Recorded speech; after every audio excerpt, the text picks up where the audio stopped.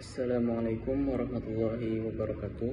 Halo teman-teman semua, perkenalkan nama saya Muhammad Rizky Fadilah Al-Wahid, NPM 25126668 dari Institut Agama Islam Darussalam Martapura, Fakultas Tarbiyah dan Program Studi Pendidikan Agama Islam.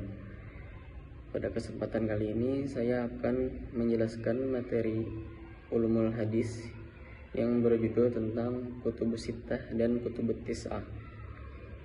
Hadis Nabi Muhammad SAW merupakan sumber hukum Islam kedua setelah Al-Quran. Kedudukan hadis yang sangat sentral dalam Islam mendorong para ulama untuk menghimpun, menyeleksi, dan mensistematisasikan hadis secara ilmiah sejak abad kedua Hijriah. Upaya kodifikasi hadis yang gigih oleh para ulama tersebut menghasilkan kitab-kitab hadis yang hingga kini menjadi rujukan umat Islam di seluruh dunia.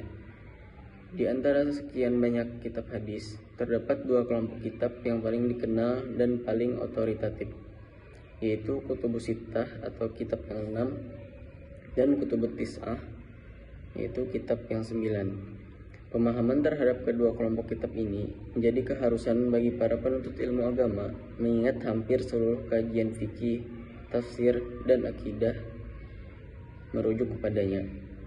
Tujuan penulisan laporan ini adalah untuk menjelaskan pengertian Kutubus Sittah dan Kutubut Tis'ah, mengidentifikasi kitab-kitab yang termasuk di dalamnya, serta menguraikan kedudukan dan keistimewaan masing-masing kitab dalam tradisi keilmuan Islam.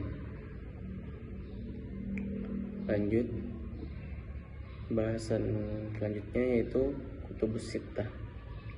Kutubus Sittah secara harfiah berarti kitab yang 6, merujuk pada 6 kitab hadis yang disepakati para ulama sebagai sumber hadis paling otoritatif dalam Islam. Keenam kitab ini disusun pada abad ketiga Hijriah oleh para imam hadis yang menerapkan metodologi seleksi yang sangat ketat terhadap kualitas perawi dan matan hadis. Kitab pertama adalah Sahih Bukhari, karya Imam Muhammad bin Ismail Al-Bukhari. Kitab ini berisi 7.275 hadis sahih yang dipilih dari lebih dari 600.000 hadis dan diakui sebagai kitab hadis paling sahih setelah Al-Quran.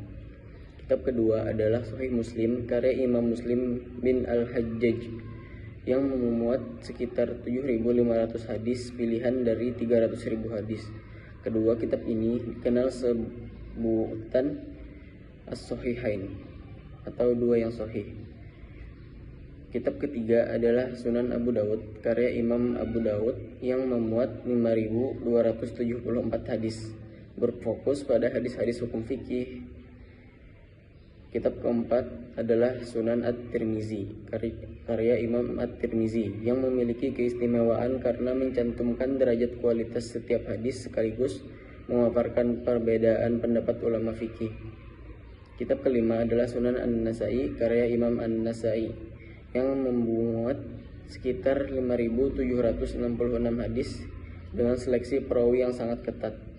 Dan kitab keenam adalah Sunan Ibnu Majah, karya Imam Ibnu Majah, yang berisi 4.341 hadis sebagai pelengkap kelima kitab lainnya. Pembahasan kedua yaitu Kutubut Tis'ah. Kutubut Tis'ah berarti kitab yang 9, yaitu Kutub Sittah ditambah 3 kitab hadis lainnya yang juga memiliki kedudukan tinggi di kalangan ulama.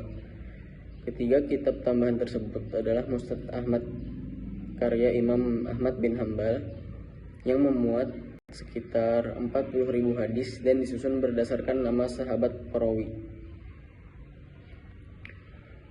Al-Muwatta, karya Imam Malik bin Anas, yang merupakan salah satu kitab hadis tertua yang masih ada, serta Sunan Ad-Darimi, karya Imam Ad-Darimi, yang berisi sekitar 3.550 hadis. Perbedaan mendasar antara Kutubus Sittah dan Kutubut Tis'ah terletak pada cakupannya. Kutubut Tis'ah memberikan referensi yang lebih luas karena mencakup 3 kitab tambahan dengan koleksi hadis yang lebih besar. Namun demikian, Kutubus Sittah tetap menjadi rujukan utama karena memiliki standar seleksi kesohihan yang lebih ketat dan telah disepakati secara luas oleh para ulama hadis lintas mazhab. Kesimpulan, Kutubus Sittah adalah 6 kitab hadis utama yang menjadi rujukan pokok Islam, meliputi Sahih Bukhari, Sahih Muslim, Sunan Ad-Daud, Sunan At-Tirmizi, Sunan An-Nasai, dan Sunan Ibnu Majah. Sementara itu, Kutubut Tis'ah merupakan perluasannya dengan penambahan Musnad Ahmad, Al-Muwatta, dan Sunan Ad-Darimi. Kedua kelompok kitab ini merupakan warisan ilmiah yang sangat berharga dalam tradisi keilmuan Islam dan menjadi fondasi utama dalam kajian hadis, fikih, maupun akidah hingga masa kini. Sekian dari saya. Wassalamualaikum warahmatullahi wabarakatuh.